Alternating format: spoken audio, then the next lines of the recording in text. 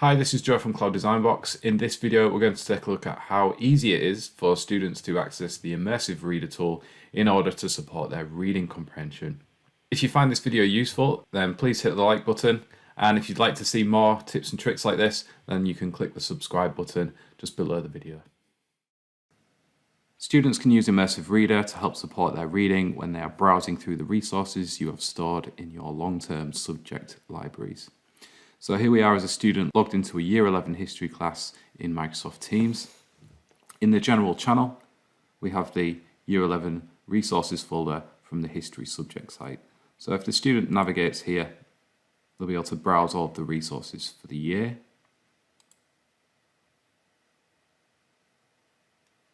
And if we open up this worksheet, for example, because this is in a subject site, the student only has read-only access, so we're in a read-only view. This makes it very easy for the student to find Immersive Reader. It's just here at the top. And once they open it, there are numerous tools they can use to support their reading based upon their individual needs. So the first thing you'll notice is it presents a really nice clear view. It focuses on the text and it can change the spacing in the document accordingly so that you can read the text nice and clearly. The main feature on the main page is a play button, so if we hit play, it will actually begin to read back the text to us. The Gulf and Afghanistan Worksheet 2. Question 1. Source A. And they can hit pause to stop. So they can change the voice settings. Maybe it's going a little bit too fast for them or a little bit too slow and it's not really going in. So you can alter the voice speed here and you just have a selection of male or female voices to suit. So the student can still scroll up and down the document, click into a word, for example, and then press play from there. Injustice, a terrorist. It wants to occupy our countries, steal our resources, impose on us agents to rule us, and then wants us to agree to all this. So some of the other tools they can use at the top right here is text preferences. So here we can alter the view of how the text is displayed. So we can slide the text size if we struggle with reading small text. There is increased spacing on by default here, so we could lower that down and it'll go back to regular spacing, but we might want to increase the text size. There are 3 fonts to choose from, which might suit students with dyslexia or dyspraxia who find that often characters are sort of blurring into one another and are not well defined. Below that, you can set a theme. So this is great for students who struggle with visual stress.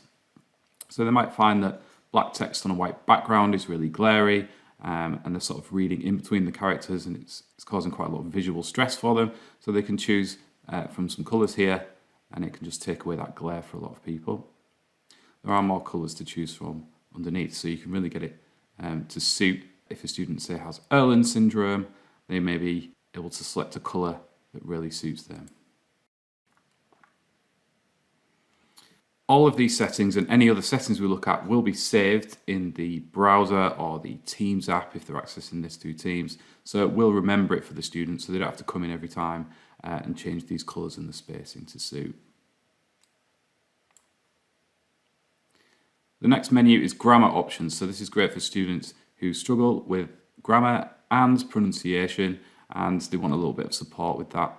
So you can switch on syllables and that will break down the words into individual syllables for them. And you can also use this to highlight certain parts of speech as well. As a student that struggles with this, if I want to learn more about adjectives, I can toggle this on, scroll through the document, and now I can see I have my descriptive adjectives highlighted in green. So you can change the colour of these to suit. You can toggle them all on and off, and you can add labels in there as well. So you see it's just highlighted that that's an adjective. The next menu tool is reading preferences. The first option at the top is line focus. This is great for students who are distracted by large pieces of text, find themselves skipping lines, or just really find it difficult to focus upon the reading. So we could have a single line focus here if we wanted to. And as we scroll down the page, with these up and down buttons on the right, we can just focus on one line at a time. Students may find, especially as they progress, that they need a few lines at a time there, so we can have 3 lines, and it just stops them from feeling overwhelmed. You can up that to 5 if your text is a bit smaller, so we'll just make that a bit smaller. And there you see, now we can have 5 lines at a time. So it's really great to help students focus. They can play and pause, stop and take notes, and not lose the place on the screen. There is a picture dictionary as well. So with this toggled on, it will not work for every single word. For many words, especially at a basic level, you can click on them and you get a picture dictionary description, which can just really help the student getting a definition quickly without having to read even more text.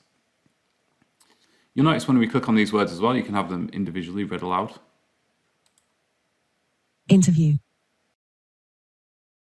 Microsoft does intend to bring Reading Coach into Immersive Reader. So soon you will have that option as well, where students can practice the reading back and look at what words they really struggled with pronunciation-wise.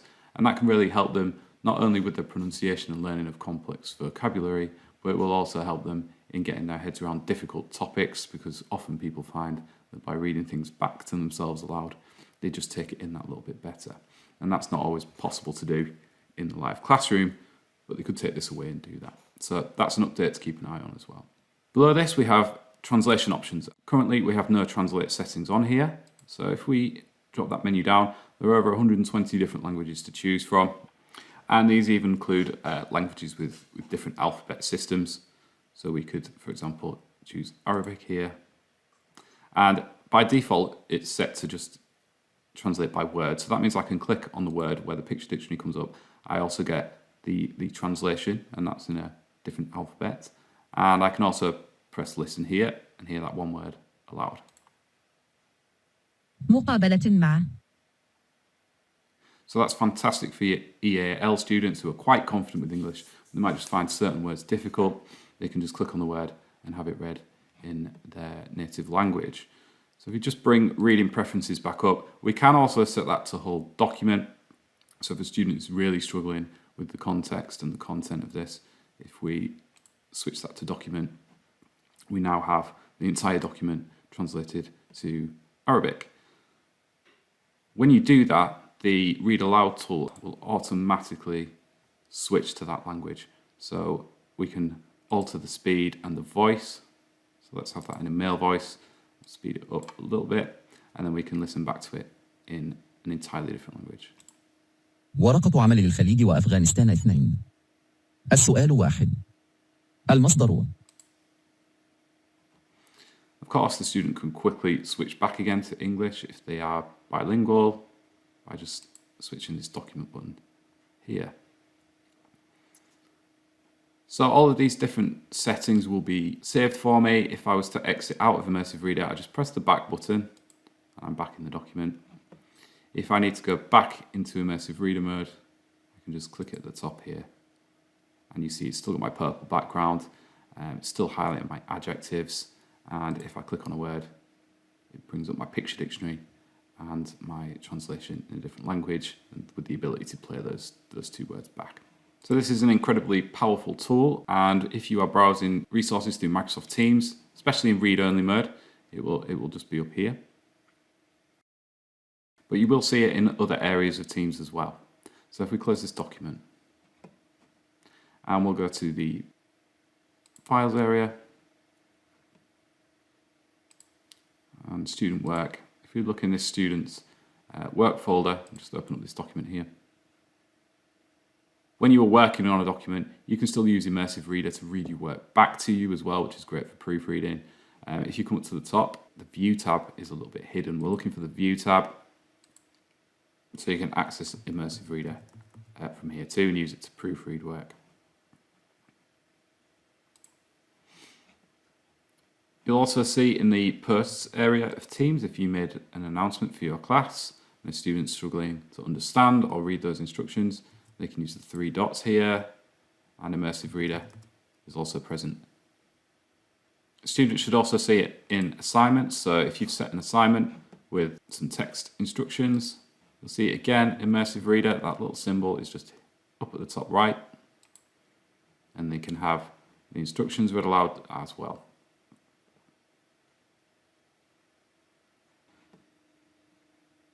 This also works really well with Class Notebook, so we can open up the Class Notebook. And again, we look for that View tab. So whether this is in the browser, in Teams, or in the OneNote app itself, we just go to the View tab, and there's Immersive Reader again. So it works really well in OneNote because you might have a lot of images on the page. You see it just really declutters it and just gives us the text.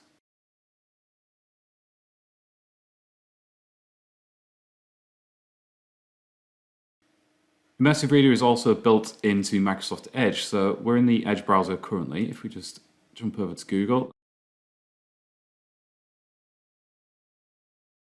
and if they want to bring up a website here. So again, web pages can be quite overwhelming. Sometimes we get adverts, we get images, we get lots of menus. We can always go up to the top of the screen. There we go, we've got an advert as well. We can go to the top of the screen and enter Immersive Reader. You can also press F9 on your keyboard to do this. So now we're in Immersive Reader mode. We have this really user-friendly view of what was quite a busy web page. So already, even without using any of the tools, it's far easier for me to work through. If I want to read aloud, that's here, across the top. Persian Gulf War. Persian Gulf War, also called Gulf War. It starts wherever you are at the top of the screen, and we can change the voice options there as well. We can change those text preferences just as we did, slightly different menu, but again, Edge will remember your preferences once they're set up. We still have grammar tools, and we've got reading preferences in here for the line focus, the picture dictionary, and translate, so everything's fully accessible.